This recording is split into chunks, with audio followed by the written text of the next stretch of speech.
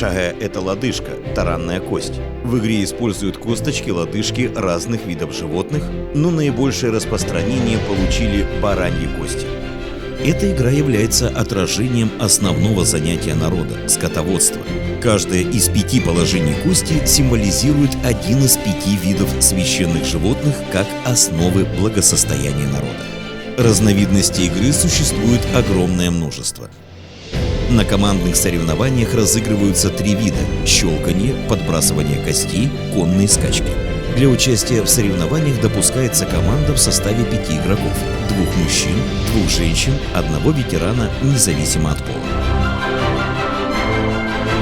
Шагэ Надан – самобытная народная игра, которая является истинным культурным наследием бурятского народа.